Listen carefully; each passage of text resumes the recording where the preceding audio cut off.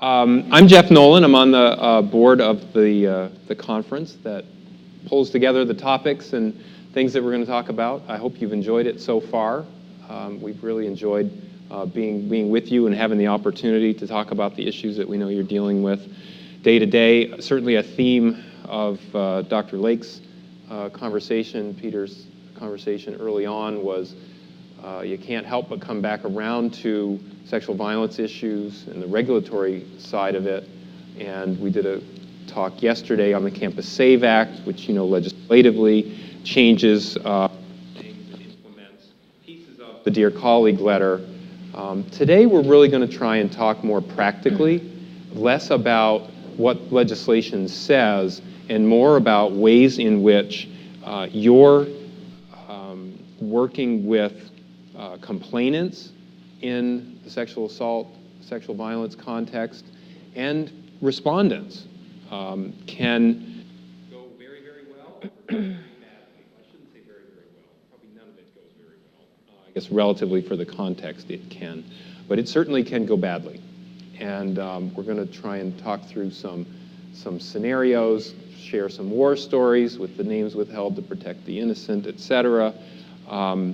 But the intention is not to PowerPoint you. I have pared this thing down from a day and a half, and I could PowerPoint you to death between now and lunchtime. I do not want to do that. What we're going to do instead of that is we look at these, 7 issues, and Sue and I talked about them. I'm going to let Sue introduce herself in a minute.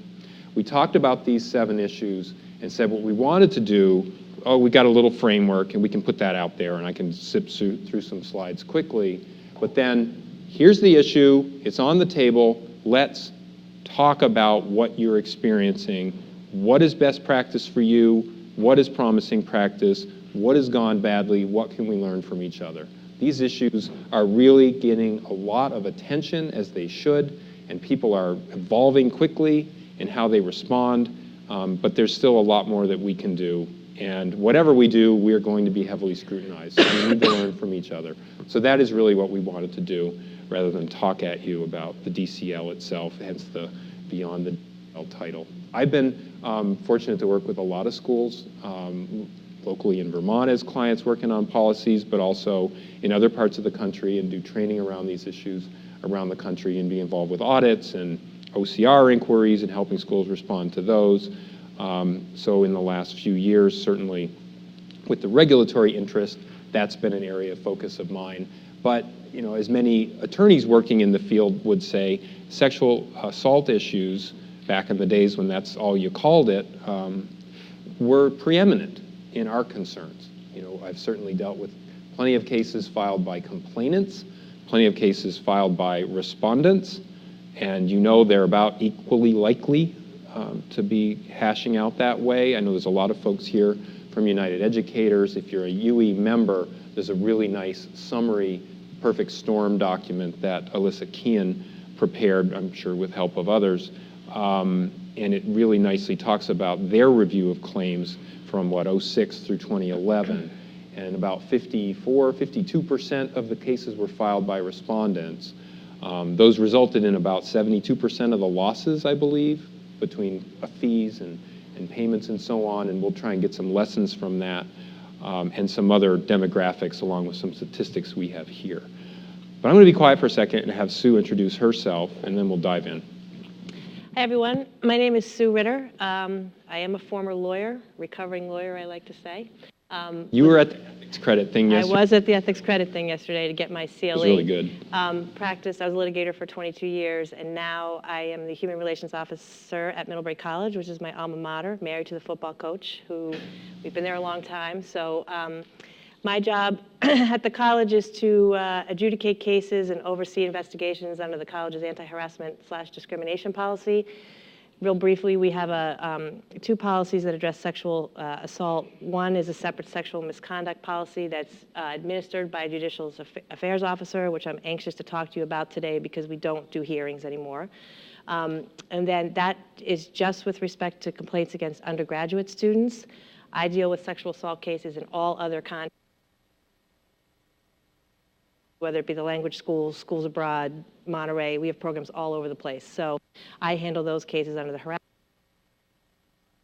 TOG handles cases against undergraduate students under the sexual misconduct policy, which I am anxious to talk about with.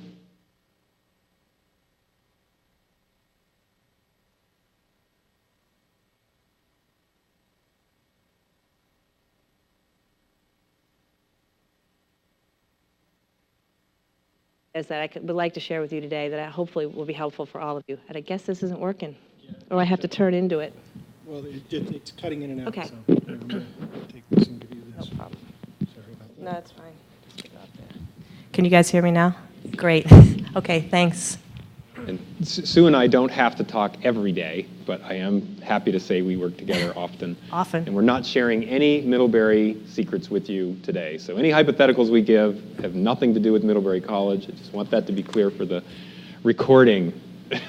Okay. These are the issues we want to address. You know what the law says. There's an awful lot of work that's come out of it, but it just says you can't discriminate on the basis of sex. Now we have to say back with the law. Resources you know about. I'm going to click through these. This stuff is all posted. I'm not going to repeat to you what the DCL says. Maybe some statistics to set the framework a little bit.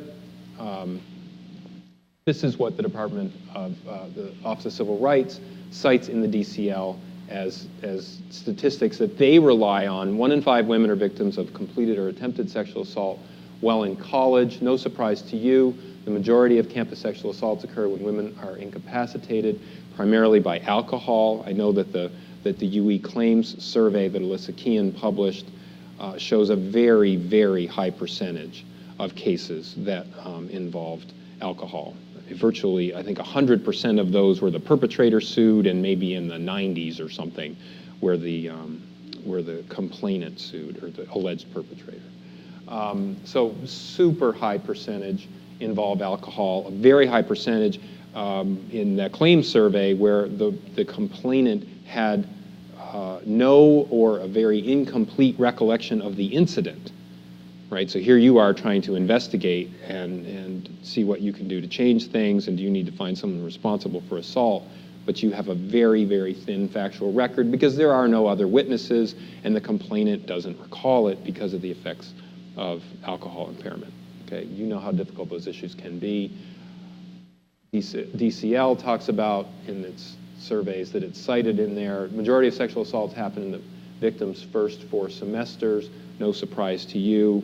I think the UE survey found even earlier in the career than that was a pretty solid majority freshmen, a lot of freshmen, is no surprise, and that has implications obviously for education and your role as administrators and teachers, not the 5th week of the semester, but the very, very beginning of the semester when you're dealing with 18-year-olds coming to campus and so on.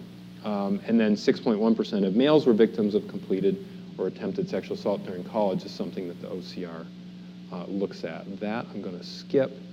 You're probably familiar with the LESAC studies, surveys of actually in-depth interviews of people at Duke and University of Massachusetts, men interviewed, published in 2002, 1,800 men.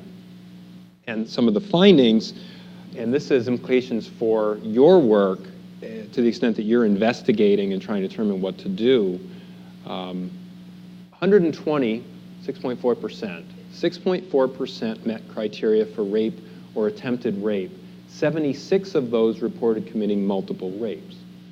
120 committed 483 rapes, but the 76 repeat rapists committed 439 of them for an average of 5.9 each.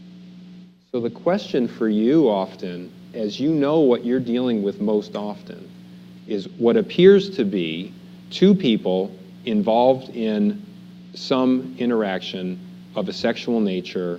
There's impairment. Usually the complainant is impaired. Often the respondent is also impaired. And you're trying to figure out whether this person should be responsible for what the complainant is now saying was not consensual, often because of lack of capacity to consent because of how you have justifiably defined consent in your policies. Now, if it's not hard enough, you're trying to figure out not just that, but whether this respondent is one of this 6.5%, right? Because you have a different feel toward it. I think you should have a different feel toward it if it's the person who's doing this on a repeated basis.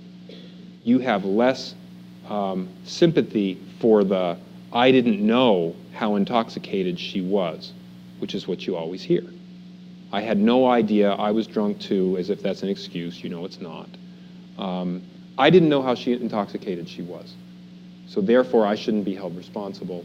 I thought it was fully consensual. She sent me a text message the next day," blah, blah, blah. You've heard it, right? Is it genuine? Is it really a case of a horrible misunderstanding? Or is this person one of the 6.5% serial rapists? That's really hard. And we're not going to answer that for you today, but we're going to talk about the issues.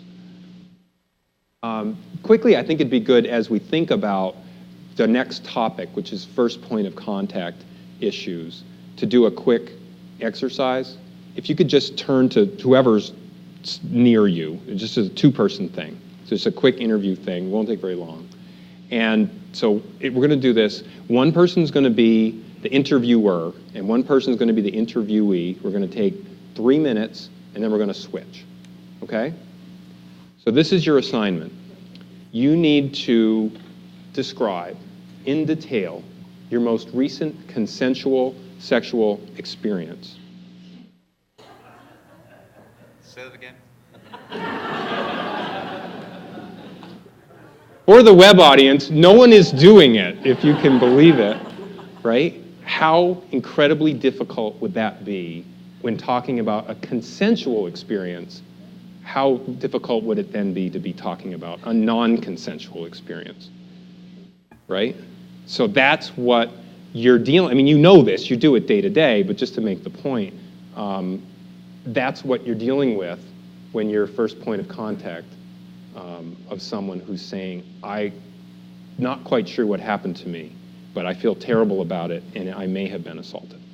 And that's the environment that you're dealing with, and so for you to expect, or for any of your interviewers or investigators to expect, they're going to get a linear story from beginning to end that's going to be somehow typical in their mind of how these kind of stories should be told, whatever that might mean, is too high an expectation. It's not going to happen that way, right? It's going to be a mishmash. There's going to be disjointedness. There's going to be fixation on certain things that don't seem important to you. There's going to be forgetting of things that you can't imagine how someone who really, quote unquote, was assaulted couldn't remember them. I mean, we can't take the time today to talk through issues of how rape trauma affects the ability to respond and to iterate what happened, but there are a lot of factors there, and there are things that you're going to have to make sure your investigators and folks are aware of. Not that they mean that the respondents are always guilty or responsible by any stretch, because that's not how it goes. You base your cases on the facts. But you do have to make sure that folks are trained to understand the background around those issues and how very difficult it is to talk through an incident that's so personal and so and potentially embarrassing and difficult and traumatic. And I would say not just your investigators, but the people who are hearing the case need to have training on the impact of trauma on someone who's experiencing something like this. And there's a lot of psychology-related research on this topic. I don't know if you've heard Kim Novak yesterday talk about training in issues as opposed to training just in process. This is a training in a subject area that I feel is really important for people to know, because you can make an assumption as a fact finder that if somebody doesn't remember something or they've changed their story several times, it's because they're lying. And oftentimes that's not the case. It's because there are real physiological things happening in the brain when someone is experiencing trauma that explains those lapses in memories, in your memory. So I think that's really good background information to have for your fact finders as well as your investigators, whatever your process happens to be. Yeah, and another thing to be very thoughtful of with training issues, though, you folks about rape trauma because of the real depth of research that's been done and the availability of people in trauma crisis response and support centers and that sort of thing. But you also have to recognize, again, recalling that respondents are just as likely to sue you as complainants. Right. You have to have a balanced presentation. So while it is crucial for your investigators and your hearing boards to understand that they should not immediately dismiss the story of a complainant who reported one thing at the first point of contact, reported something different later on, and changed it again, and maybe there's some differences in timing and what have you. You don't discount that as a board member and say, hey, she's lying. If that's how, she can't remember how it went, then I things like that, clearly. But your presentation has got to be balanced, right? So you don't want to just bring in an advocate and have that be the only voice they hear. Because while it's a little more difficult and it's got to be more nuanced, you also have to have the board understand that while that is all true, they must still base their decision on the evidence presented to them. Is it more likely than not, preponderance of the evidence, that a violation of our stated policy occurred in this case, based on what has been presented to us? And you can't fill in the blanks and find responsibility just because rape trauma is real. It's not an easy message, and obviously it's going to take more time than we have today to talk through what that curriculum looks like, but make sure that your overall presentation, because otherwise you can imagine the case where the respondent is suing you, claiming that I was treated in an inappropriate way, I was subjected to discrimination as a man because I wasn't given as much support, and indeed, I was discriminated against under Title IX. Those claims don't tend to go anywhere, but they often get alleged. And then you have to deal with them, and UE has to pay to defend them, whether they're viable or not. But you see those claims, and you know that in the course of those claims, you're going to get discovery submitted on you where you're going to have to produce every training you've done on this stuff. And if the only training you've done is done by an advocate, and it can be shown that, or perceived that this was a respondent bashing presentation, it was so focused on one side of the issue, et cetera, you're going to have a tough time in front of a jury of peers justifying that you conducted your hearing in a balanced way if you didn't have anything to counterbalance it. So while OCR and now Congress is saying you've got to do training on these issues, and they don't talk at all about training on due process, you have to do training on due process and on fairness. Does that make sense? Bias in training is a topic for a whole other day, yeah, really. But, unlike jury trials, we don't have the luxury of bringing in expert witnesses in every case to testify as to those issues. So I think it's important that, it be communicated to your board or your fact finder, but also in a balanced, unbiased way, and that's sometimes hard to do. Well, and if you have a case where, let's say you have a case where the respondent is clearly responsible, but still is litigious and has been kicked out of school, what are they going to want to talk about? They're not going to want to talk about the facts of the incident where they clearly were wrong. They're going to want to talk about your procedural violations, your training, the training of your investigators, what was, they're going to shift the focus to everything else that they say is why they were found responsible and away from the facts. Have to be really thoughtful as you administer programs of how that's all going to play out, and you don't want to basically allow the jeopardizing of a perfectly good disciplinary process because procedurally you have not given all the process you promised, for example. Crucial to do that. So receiving complaints, people have to know what to say, what not to say, training on recognizing reports of sexual harassment and so on, know where people should go. There are limits on requests for confidentiality, what not to say. Title IX prohibits retaliation. Notifying criminal justice authorities, and it's more of a focus under Campus Save Act, that is very more deliberate, even more so than it was previously, and even more so than under the DCL. So those are all issues of real importance, and then you want to coordinate a lot of services and so on. So having just kind of thrown that out there, I want to ask Sue to comment a bit about intake, first reporting, the kind of training you do, and then maybe ask you for some input on what you've found to be good on your campus, and maybe some things with the names redacted, and I won't make you say who you are, things that haven't worked so well. So this is a perfect moment to sort of go back to facilitated you versus compliance you. I try to think about who is the likely person that a student would go to when something like this happens. Typically, it's their friends. Sometimes it's their coaches. Sometimes it's a faculty member. Sometimes it's a Res Life staff member. It's almost never me, interestingly enough. They don't necessarily go to the administration.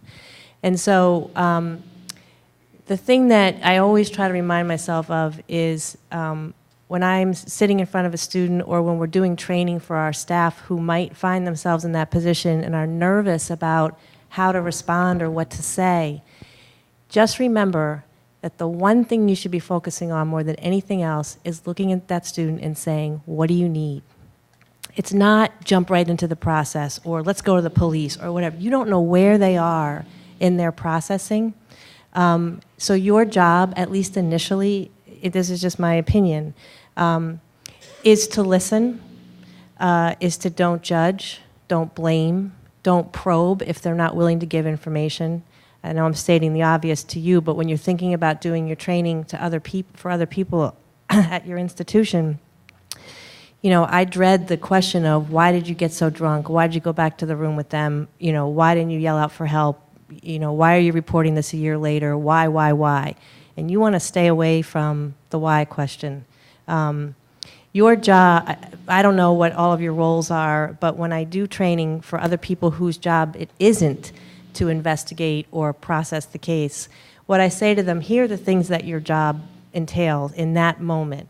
It's to help the student identify their needs and connect with the appropriate resources. It is not your job to investigate the case, to label what's happened, to tell the student what you think they need, to tell them immediately that they were assaulted. A lot of times students will say, I don't know what happened to me.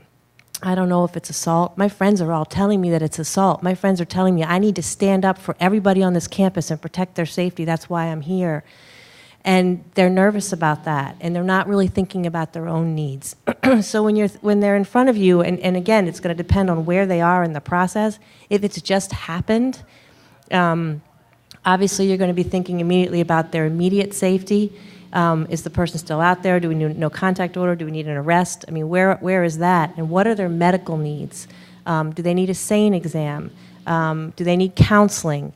And all of these resources, you should at least have a baseline knowledge of what your institution can provide or what can be provided in your immediate area in terms of those resources. If it's just happened and they want to proceed with counseling or a medical exam or a SANE exam, you should be thinking of things like don't bathe, don't brush your teeth, you know, don't do anything. I'm going to get you to where you need to go, even escort them there.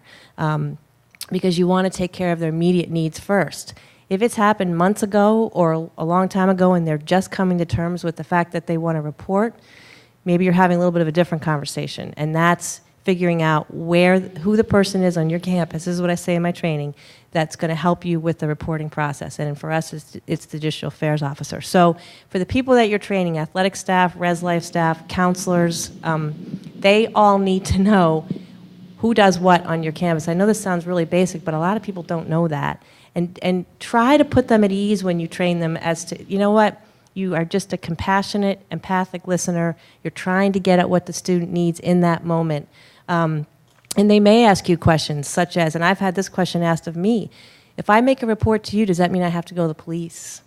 They don't understand the difference between a police process and an internal process. And so you want to talk about that. And you want to say, you definitely want to...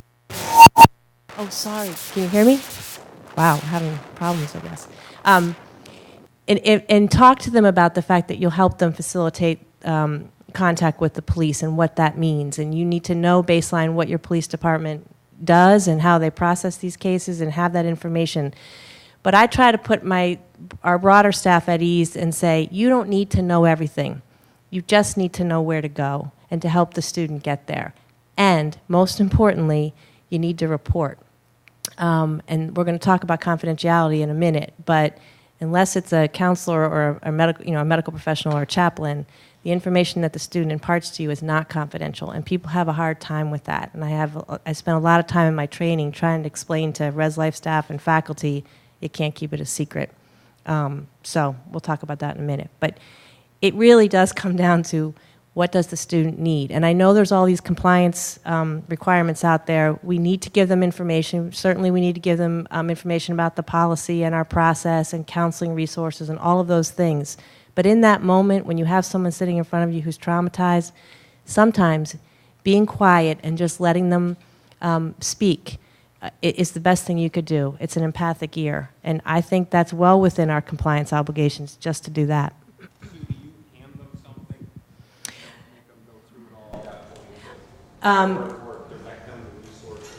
Oftentimes, email's big on our campus, obviously, and we don't have mountains of papers that we hand them at the time. Sometimes we have on the back of in all of our bathrooms on campus, we have a sexual assault resources poster. We give them a copy of that. We give them a link to our sexual assault website. We have a website that has all kinds of resources and links, what to do in the first 24 hours, where do you report, that kind of thing. We give them a copy of the policy, and also a list of our counseling resources. What other folks do in terms of first response, first training for the likely to be first response, that kind of thing? Or comments about the way Sue does it? I mean, do you tend to provide everything at the first meeting, or do you, yeah? I do all the training for our residence life staff. We have 67% of our campus for residential. So the three things we tell them is to sit down, listen, and believe everything you're being told, whether that's coming from the alleged victim, the reporting party, if you're speaking with the person who's been accused because they're coming to you. Their role as RA staff or first responders is just to listen, believe, and write a report at the end of the day and refer them to the appropriate resources, whether that's public safety, our counseling center, so on and so forth. In addition, all of our res life staff, counseling center, women's center, pride center, all the different places on campus that conceivably a student may go to, provided to faculty as well, is our options for reporting sexual misconduct, so on and so forth, which just lays a map of effectively what all the different options are and what the potential outcomes could be. So if you identify as a Jane or a John Doe and you name your accused, what does that mean from a university perspective? What can we potentially do depending on what you want us to do? And we just lay that map out in a very linear form when it comes to writing it out. And then on the flip side of that is the resources as well as a flow chart of sorts, so that depending upon what an individual needs in those moments, some really just need to see boxes and arrows, and others need to be able to read it all. And so we provide that and tell them you can come back to us, you can never see us again, it's your choice. And we kind of let them lead with that if they want to, and then they dictate that process for us. And probably on the, I would just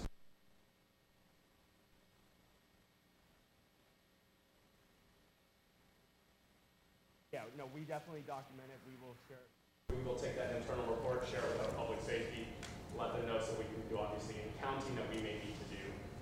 But it's up to them to seek out. Yeah, and I like you probably do this. I like communicating back to the student. Yes. Thank you for meeting with us. These are all our resources. This is what you said you wanted to do. At this time, our door always remains open. Our door remains open. Here are your places to go. If I misunderstood your intentions in any way, please let me know right away, and please do acknowledge receipt of this message. Right, because that's where you get into issues. You may still decide you need to do some kind of investigation, but it may not be with the cooperation. Correct. We'll talk about that. Correct.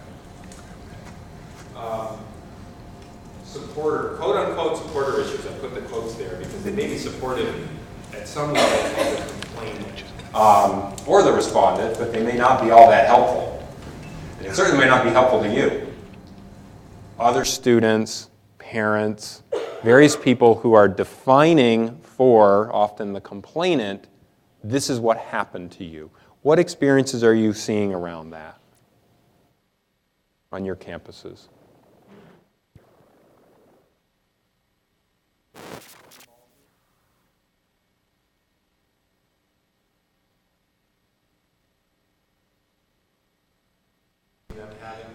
input on these issues and reporting and that sort of thing?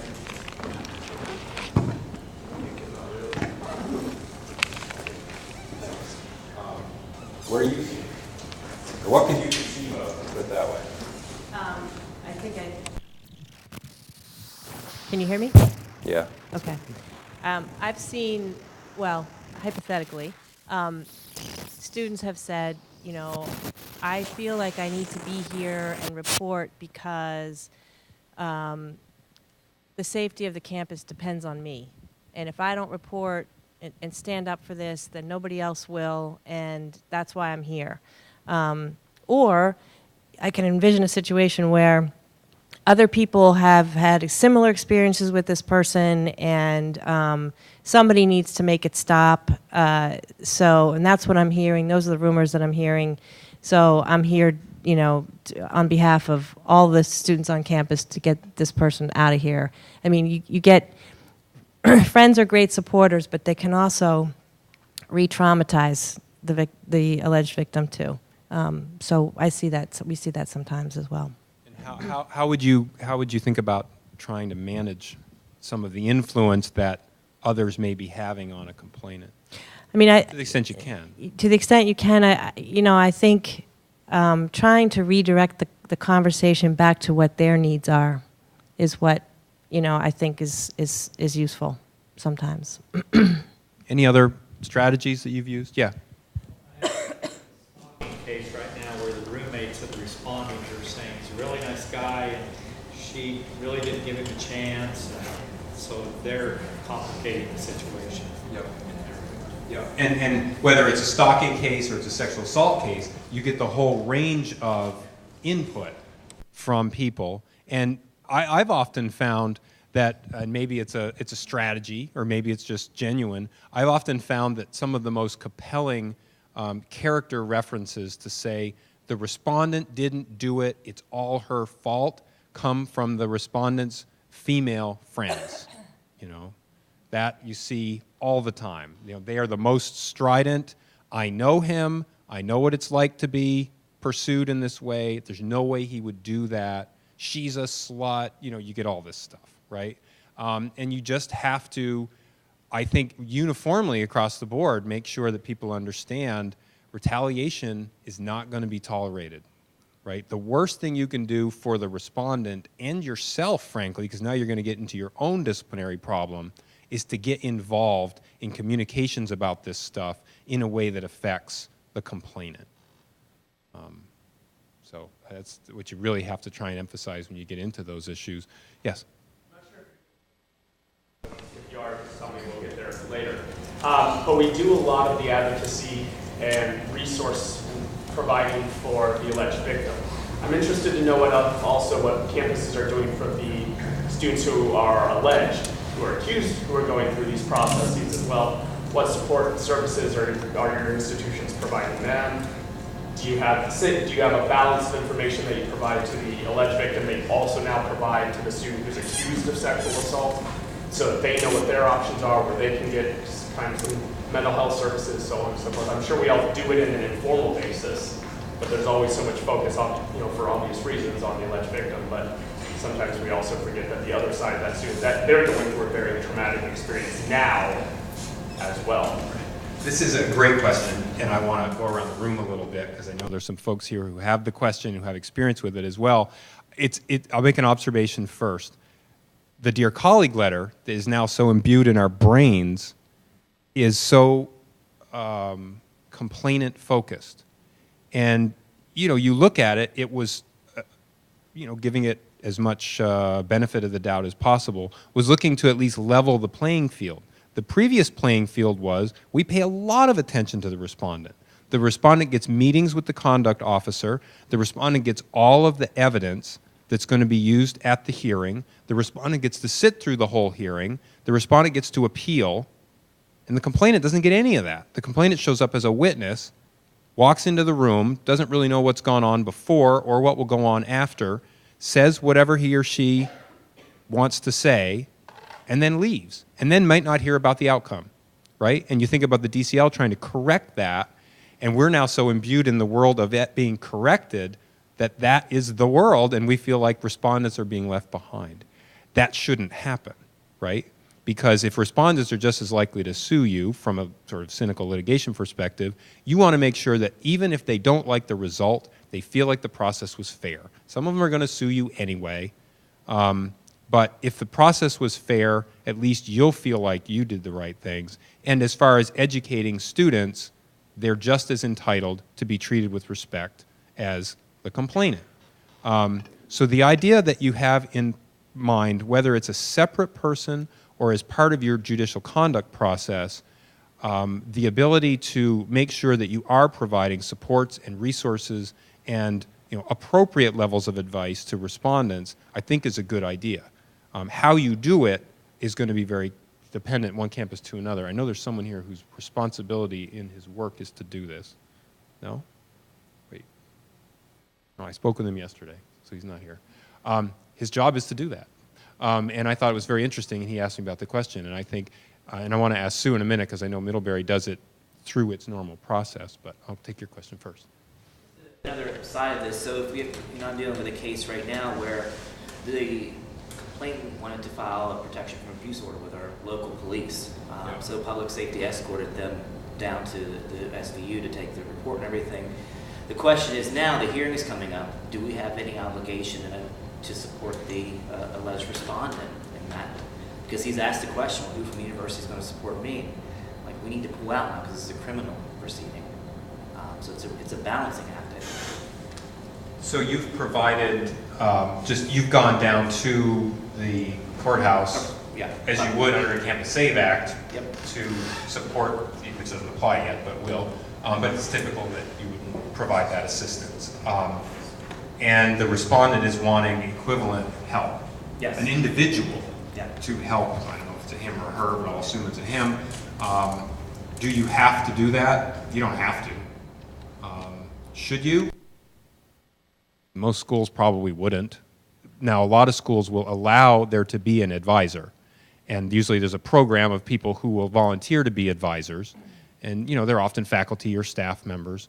And if you're going to have an advisor program, it would be pretty bad if no one agreed to work with respondents.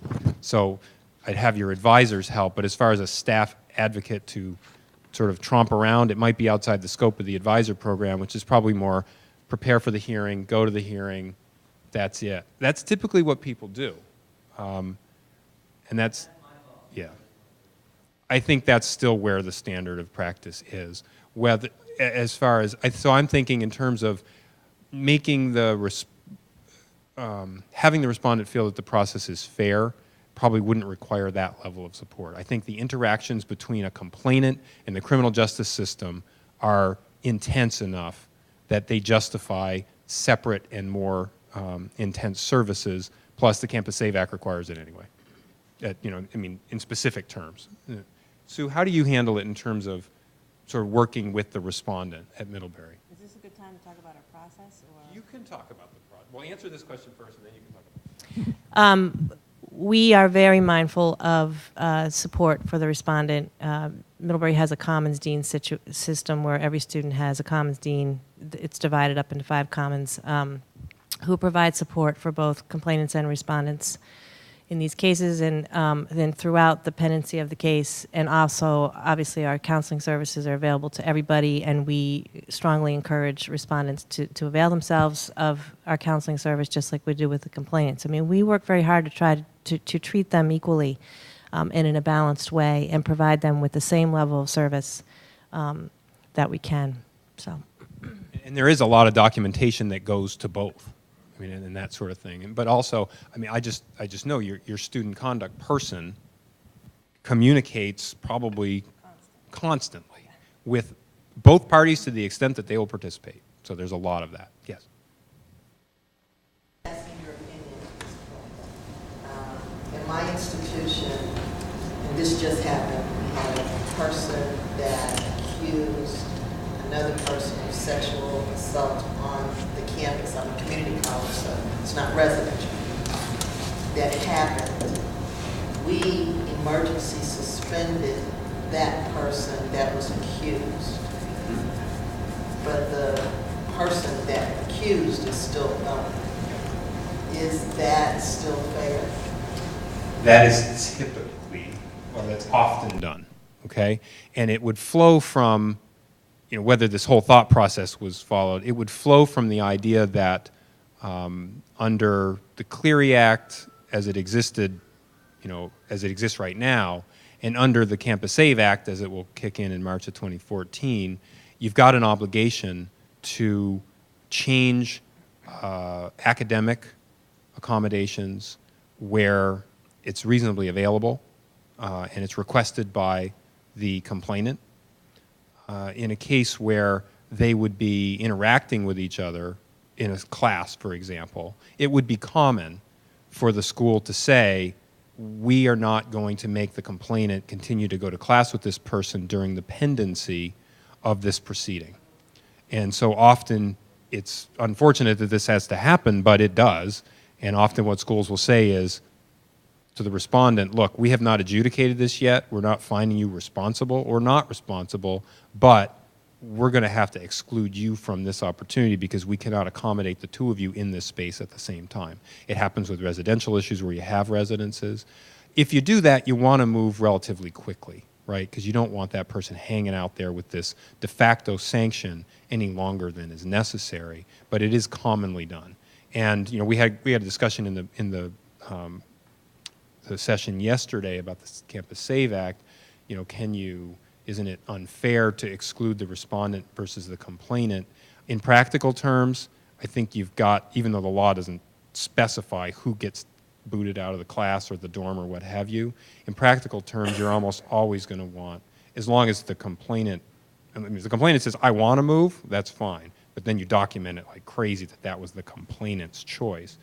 Otherwise, you're going to end up moving the respondent or excluding the respondent somehow because what you don't want to have from a background sense is that the school's reaction to this complaint of student-on-student sexual assault caused the student complaining to leave. The environment was too hostile to me because of this incident that happened. Therefore, it's a hostile environment on the basis of my sex. I had to leave, and I was deprived of the educational benefits of the institution. You don't want that, and you also don't want to claim that you're retaliating against the person for making the complaint, which is an independent problem. So it doesn't feel good, particularly when it's not been adjudicated yet, but it's how most do it. Sue, is that?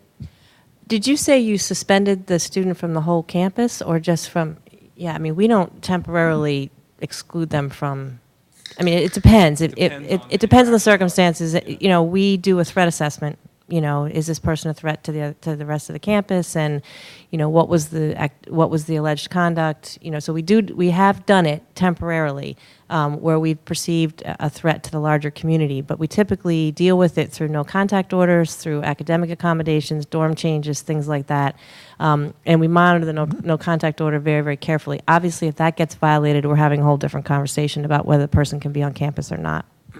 Yeah, and I probably spoke too broadly. It's typical the school will do something that's necessary to separate the parties and not have the complainant feel that they need to leave the campus because of the situation and the circumstances between the time of the complaint and the time that it's decided.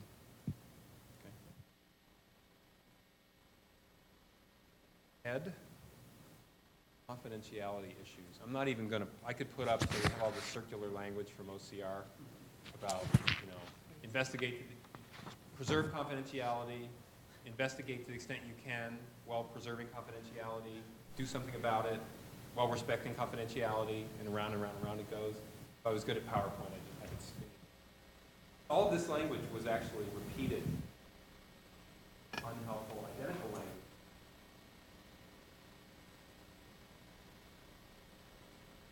But we're not going to, I don't want to dig through this. I mean, we can if we don't. I ask you, what are your experiences with confidence? How do you handle? Got confidentiality requests. I'm telling you this, it's gotten to the right administrative level, and I don't want you to do anything further. And from the report, you don't perceive a risk to others or to the campus in general. What are you doing, and I've got several different scenarios, what are you doing in that scenario?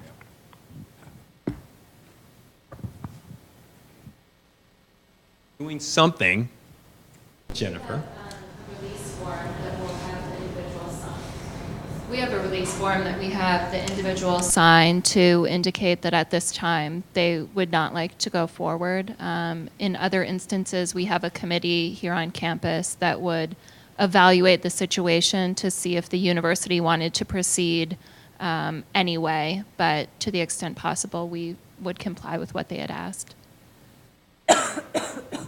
And do you refer them to counseling center and that sort of thing? Is that consistent pretty much with what other folks are doing? So again, this is on the premise of we don't see the risk to others. You know, this is not, so let's say you do think there may be some risk to others. Well, you want to comment on this one first? Yeah, the case we had this year came out of a Jane Doe case where she had identified the accused, did not want anything to happen, but based upon what was documented in the report, the accused statement with our public safety officials, it actually all corroborated everything that she had indicated, and was significant enough for us to believe that it would be either something that had probably happened in the past based upon his statements with our campus safety officials, as well as the fact that this would probably happen again. And so we went forward with it. The problem we had was this kind of conundrum of our campus safety officials knew who she was through the process of them taking the initial report and her filing as a Jane Doe, us not knowing who she was, and this kind of, can we report back to her that we've still gone forward with this? Because we know it has had an impact on her. We know that it is something that she didn't want to have happen, but we felt that we needed to step in, and so there was this kind of complex conversation. We ultimately decided not to do any communication because she was identified as Jane Doe. But do we do something like that because we know there's at least one point person who has her identity locked away kind of in a separate file drawer, so on and so forth? Yeah, I mean, I think that where you have that, you can go forward, and lots of schools go forward based on the initial report alone, even if the complainant doesn't want to participate. You go with what you have. Right? And that's what OCR would say. You do the best you can based on what you have. Complete confidentiality could be challenged in a case like that. If the respondent said, and this would have to be pretty outrageous, but if the respondent said, look, I've had 4 sexual relationships in the last week, I don't know who's complaining, so I need to know in order to defend myself, you might end up deciding you need to breach confidentiality if you feel like we must take action against this person.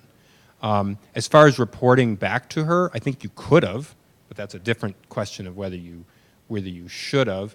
I think with the should have part of it, I think it's up to your discretion. You would, yeah. I'm not going to comment on it one way or the other. I think it's a fine approach. I think you could have communicated as well whether she liked it or not.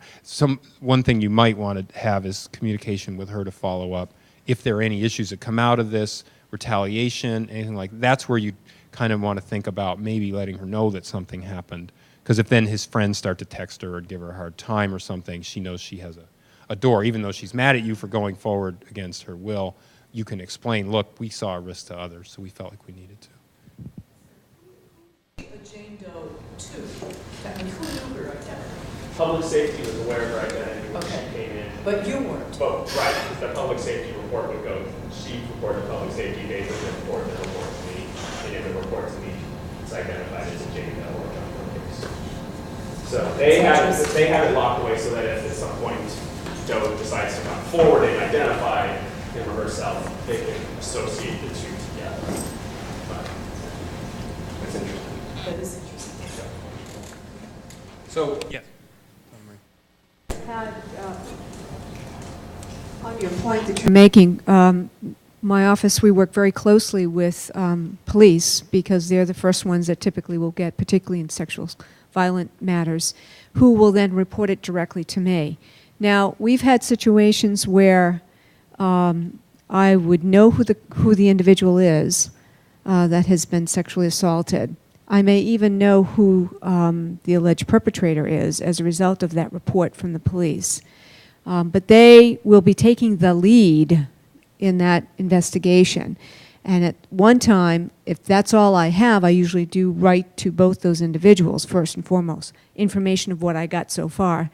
But usually down the line, I'll eventually, with our police, after getting the okay from the county attorney's general office, saying, we're releasing the report. And then I have all this information where I need to go through to determine next steps, and then getting back in touch with the complainant saying, I do need to move forward. I know that you've articulated back to me saying you do not want me to, but with the new information, here's where I am at this point. So it's moving target, depending upon the new information that you continue to get. Yes.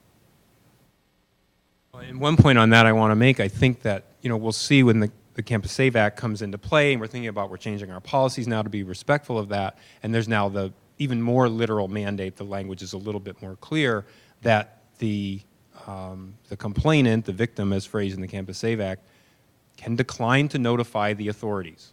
That's absolutely clear. So we're not sort of in OCR land with the ambiguity and so on. They can decline. That's all fine.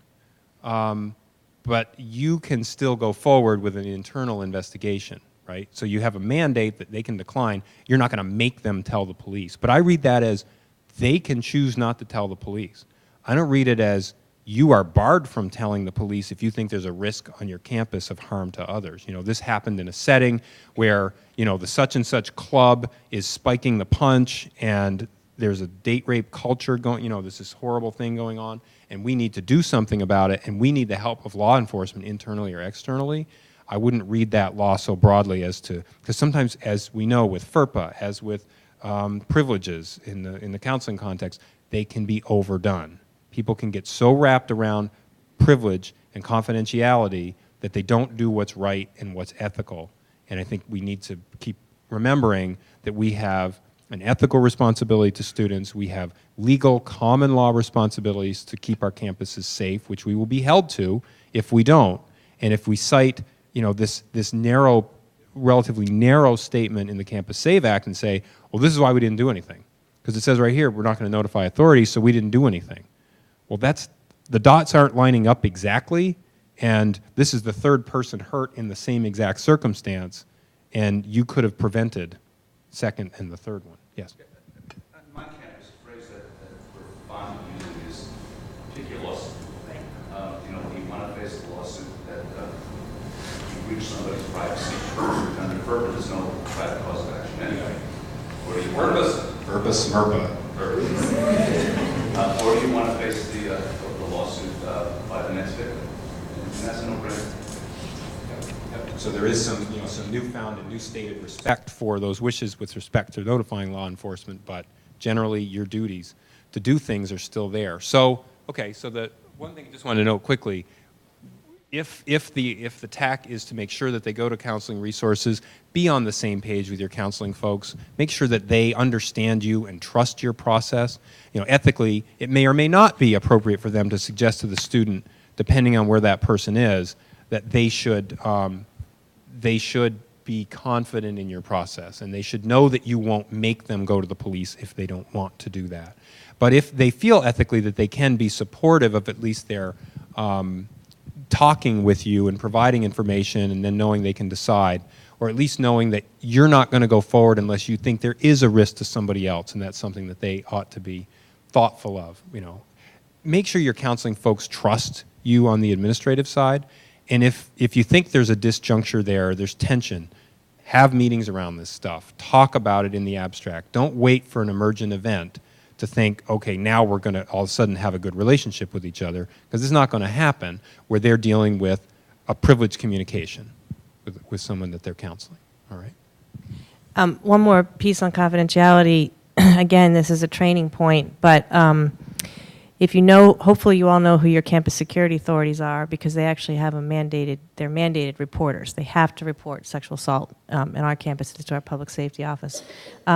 But I notice, particularly with students who are in our dorms serving as our Res Life staff, it is a hard thing for them to hear when their fellow, I mean, what hat, it depends on what hat they're wearing, but when a student comes to them and they're students themselves with this, you know, horrible experience, that they can't keep their confidence. And in our Res Life training, we have a lot of discussion around that, and they themselves are good about saying that we need to learn to manage expectations with the students who are reporting. They need to know if they come to us ahead of time that we have to report. And I said, absolutely. And it's true with faculty and everybody else, that it's all about, this whole process is about managing expectations and making sure people know what's coming next and what the process is about and what it can and can't give them. But the confidentiality piece is a very challenging area. But again, in your staff training, you want to make sure they all understand they cannot keep it a secret, and they want to make sure they communicate that with the complainant or the respondent, whoever's talking to them, and why that's true. And it's about campus safety ultimately. So I just wanted to add that piece. Are people being clear on that? Yeah. That the idea of confidentiality is the institution will be confidential as to the outside world to the extent that we can be, but no one individual interacting with students should treat it confidentially, like you don't investigate it yourself, that kind of thing. Crucial, because you will get crushed in lawsuits and OCRs all over you if you have people who aren't trained to go to the process, to the people who are supposed to be dealing with it, and they will do it discreetly, and they will preserve confidentiality to the extent they can. Okay. Law enforcement issues, how are folks doing in that respect? Talk about managing expectations with law enforcement. How's it going out there? You've got the DCL's been out there for a while. Now Campus Save is going to come into effect, which is going to mandate you can't make the complainant notify law enforcement. Do your local law enforcement folks know that, understand it? Do your state's attorneys know it? How are your interactions going with them? And nobody has to identify themselves, just speak. Have you had tensions around this? Is it going pretty well? Yes, sir. Enforcement, they want to be notified of everything, but we have been convinced that that's just not, it's not within the boundaries of what we're operating in. We have a great relationship with them, so it works for us. They do want to be notified of everything, but we don't. it's not going to happen. And they understand why. I'm not sure they understand why, but They don't understand our position. Okay. Well, you know, you might share some of the, some of the documents with them that you have to work under. You know, you've got the DCL, you've got the Campus Save Act coming in. It might be helpful, but I know they're tense conversations. Is that pretty common across the board?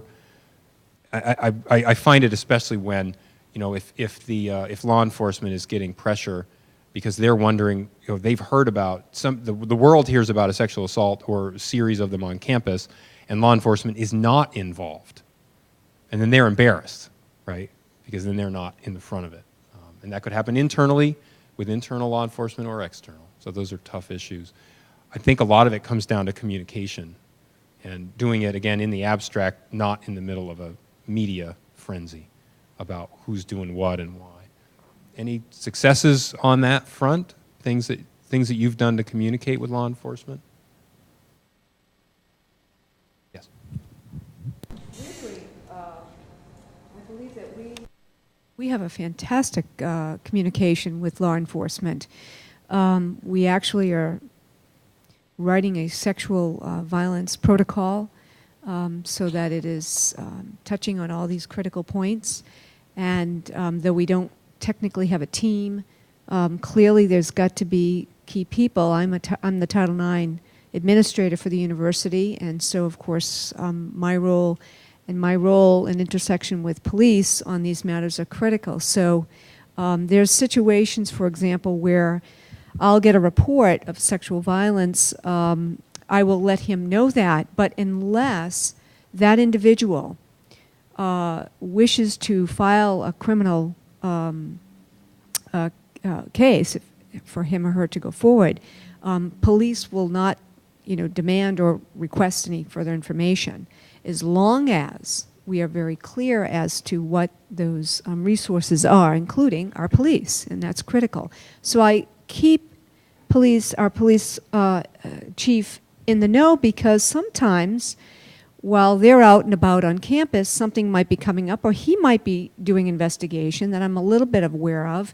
I'm finding a matter that he's actually working on that may be going back to, you know, a perpetrator that's doing it and doing it and doing it.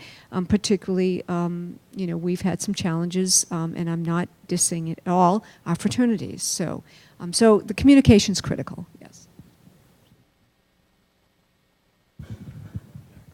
I just want to add one thing. I mean, the guidance on this, of course, is that you can't wait for police investigation to conduct your own internal investigation. I think everybody knows that.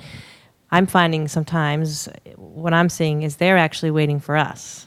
And so for our process to be concluded. So I throw that out there because, of course, you all know that unless your communications are privileged, that everything that you create in a file can be subject to the subpoena power of the courts. And I act as if everything will be. So if there's a sexual assault investigation going on, even with emails with colleagues and other administrators on campus, I'm assuming that that's all going to get disclosed. And you know, we want to make sure that the people involved in the case know that too, including witnesses, because we put that right in our policy. You could be subpoenaed. All of this could be subject to discovery. And just to be clear, where we have privileged communications, we don't expect that, but when they're not privileged communications, yeah, absolutely.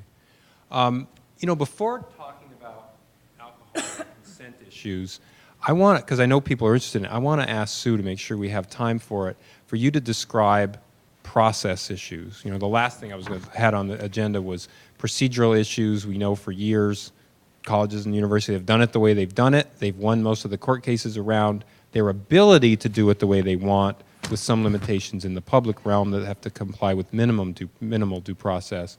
But typically schools can pretty much run a program the way they want to, particularly private institutions like Middlebury. Maybe, and obviously there's been challenges in the sexual assault context around witnesses and interactions with respondents in hearing rooms and all that sort of thing. And we know the DCL pays some attention to this, and folks have adopted strategies and separations and carols between parties and all sorts of things have been done to address that. But Middlebury, my understanding, and maybe you could give a little background, before the DCL, Middlebury was thinking about doing things differently and now does things differently. And just as an example, maybe you could share how you do it. So I actually became the full-time HRO on April 4th, 2011, ironically. And at that time, the day the Dear Colleague letter came out, and at that time, we had already been looking at revamping our sexual misconduct policy to eliminate the live hearing process completely. Just in sexual misconduct cases, we have retained that process in our other types of cases. And, you know, we were looking at that and thinking, you know, we're asking students to stand up, you know, as Jeff did in the very beginning of this session, to explain a traumatic sexual experience to 8 people.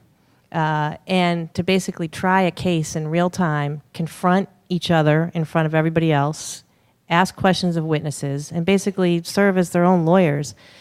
It just didn't feel right to us. So in looking at minimizing the trauma for both parties, maximizing the privacy for all parties, we thought about how can we do this differently? And so we came up with a new process whereby we decided that we were going to use specially trained investigators to conduct investigations. A complaint will come in, we'll determine whether or not the conduct as alleged falls within our policy, and if so, we'll appoint an investigator. And we were fortunate to have our investigators trained by Margolis Healy, because they're right here in Vermont, so we were lucky, to do the investigation. And that really means that the parties and the witnesses get to sit in a room alone with a trained investigator, answer questions, and that's not necessarily the end of it. It's a fluid process. And so a witness or a party could leave the room and remember something 24 hours later and contact the investigator again, or the investigator may go back to them and ask further questions. It's not like if they don't say it in the moment, they can never say it again and the hearing's over. It's a fluid process, and we decided that, yes, it was going to take some time. Our policy deadlines are well within the Dear Colleague letter. And that, I would say, if there's a downside, is everyone's biggest frustration, is that it takes a while.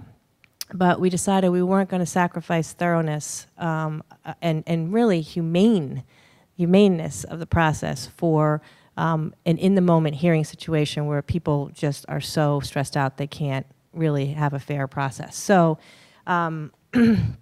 we do this in a way, and if you go online to middlebury.edu, you can just Google sexual misconduct and you can see our policy. There's a whole list of rights that we afford the complainant and the respondent in these cases. I know, I haven't recovered yet. And the key, I think, to the success of this, if you ever want to call any process like this a success, is that our judicial affairs officer is with the parties throughout this process the entire time. And I mean from the initial intake meeting to updates to what do you need. The process is explained in excruciating detail. Their expectations are managed. So she's doing that with the parties while the investigator is gathering evidence. And the investigator has all the resources at his or her disposal, card access, all kinds of things that public safety can support them with. Once the investigator has gathered all the evidence and reviewed everything, what the investigator does is he or she will make a recommended finding as to whether there was a policy violation to a panel of 4 people made up of faculty, staff, and students. This panel is drawn from our community judicial board who hears other cases on campus. I know I have not much time left. And makes a recommended finding to the panel. The panel will sit down with the investigator, they'll review all the evidence, the parties are not in the room, and the panel may request to speak with the parties privately, not to go through the whole story again, but to see if the parties want to present any additional information to the panel. And then the panel will deliberate and make a decision on the merits. If the decision is a finding of a policy violation, both parties can submit additional statements during the sanctioning process. One's an impact statement, the victim impact statement, and the respondent gets to submit a sanction statement as well. That gets presented to the panel, and after a certain amount of days, the panel will decide the discipline. And then there's a right of appeal. So that's our process. And again, I think, and the other thing I think is really good about it is we can prevent disastrous evidentiary issues before the panel sees the evidence. So our judicial affairs officer is in contact with our esteemed counsel at Dinsy's office, Jeff Nolan and his team. If there's problematic evidence that comes up in witness testimony, we make very careful and deliberate decisions about what to keep out. If it's highly prejudicial, we keep it out. We don't follow the rules of evidence to the T. Obviously, we're much more lax about that. But if the evidence is highly prejudicial, we'll keep that out. And then there's a right of appeal. So that's basically our process. And the policy, it looks like it's very detailed and very lengthy, but obviously our number one goal is fairness to both parties. If our students on this campus lose trust in our process, we've lost the battle. And so, we're very mindful of fairness to both sides, and that's something that we try to tout all the time. The investigator has to be fair, impartial, equitable. All the language of the DCL does come to bear in how we approach this. We also allow the student to have an advocate with them, both students to have an advocate with them throughout all phases of the process. They can't really speak during the process, but they're there to support them. So anything we give the complainant, we give the respondent, and vice versa. So that's basically how it works.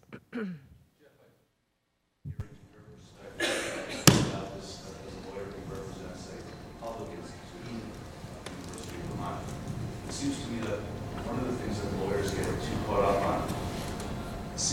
one of the things that lawyers get too caught up on is the word hearing and what it means. And we as lawyers tend to think of a hearing as being something pretty formalistic.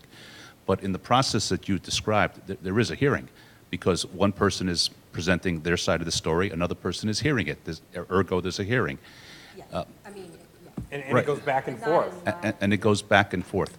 So I'm interested, Jeff, in your perspective as to whether what's just been described, at least in a public context, satisfies all elements of due process to the extent that there is a hearing, i.e., but an untraditional one. And I forgot to add one thing. Both parties get to see all the evidence in the case documented. They get to come in and review it all and provide a response to that evidence before it gets submitted to the panel. So it's And all so- done in a document exchange sort of way. So let's say the complainant typically initiates some kind of a statement, then there's an interview, the respondent gets to see the statement, like the initial statement of public safety. for Eventually. example. Eventually. Yep. How do you communicate, I mean, I know the answer, but how do you communicate what is said to the investigator, to the other party, for them to be able to respond to it the way that you'd get to do in an in-person hearing? When all of the evidence is gathered and documented, all the witness statements, the complainant statement, the respondent statement, all of that is bundled into one huge packet. Both parties get to review it all and then get to respond. Are the accused and the accuser ever in the same? Never. So I shifted the focus back to Sue because I didn't want to answer your question. I haven't analyzed how this might be applied in a public context. You'd have to really go through the case law in your jurisdiction and your circuit as to which of the alleged due process requirements were of particular interest to your circuit, basically. I mean, we know that typically public institutions can have a relatively informal process without direct right of confrontation, without getting to actually see the other person while they're testifying. We think about video conferencing in a sexual assault case might be a perfectly appropriate time to allow that. But we've also seen the gazillion cases that are out there where criminal defense lawyers who are hired by people who are also being charged with crimes will want to turn every proceeding into a criminal trial. So they take the handful of criminal rights by the Constitution, they throw them at the judge and see which ones the judge will pick. I haven't done an analysis of how Middlebury's private policy, which I'm confident is fine because the Vermont's court, in a case I was involved with in the early 90s, said, look, that approach of trying to throw all the due process rights at Middlebury is not going to work because their handbook is the process. They don't have to comply with capital D, capital P due process. Don't worry about it. So I know that what they come up with, as long as they follow it, is going to be okay. I haven't analyzed whether UVM could do the exact same thing. I would suspect that the answer is they probably could. I think they could because it's not so much a hearing as it is notice and an opportunity to be heard. That's due process. You're being heard. You're giving all this information to the investigator. You have full information in order to have that response. You're also getting a lot of time and the ability to go back and forth. And one thing that people often complain about, and you hear it from respondents' lawyers, the timing of this thing is ridiculous. You people are cranking this thing through. You get 4 days to respond to something that could affect the respondent for the rest of his life. This is absurd. I know that in the document that Alyssa Kean prepared for UE, there was a finding that in a lot of cases there was a complaint by the respondent that things were moved too quickly, sometimes 3 days, sometimes 7, 8 days. This process, while it might take a couple of weeks, you can't, well, longer than that, you can't make the same complaint. So it's pretty robust. So I think you'd be hard-pressed in saying they have to sit in a room and stare at each other. You'd want to check it in your jurisdiction to see how revved up courts were about that. But I think your idea that it's a hearing of sorts is probably right on. So I was right in thinking that Sue's good description of that would allot our time. So we've done that. This has been a great discussion. We're going to be here for a while if you want to chat some more. Our contact information is in the slides, which are on the web, so you can contact us if you want to talk some more about this stuff. Their process is on the web. So I hope you enjoyed the conference. I have to run to a meeting, so bon voyage, safe travels home, and we hope to see you here next year. Thank you.